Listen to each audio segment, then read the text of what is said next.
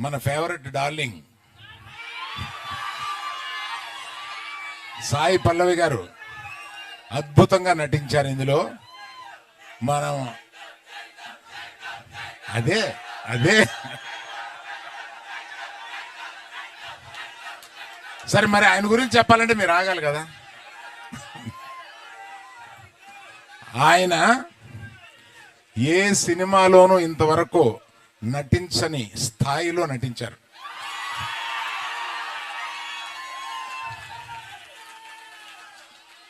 మనకి ఎంత ఉత్సాహం తెప్పించేగా నటించారో ఒక్కొక్క కొన్ని సీన్స్లో ఆయన మన గుండె కరిగిపోయేలాగా కూడా నటించారు.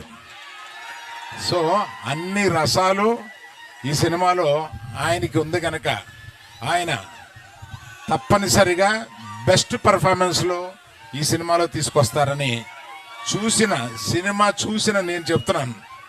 That is Chaitu, our Chaitu.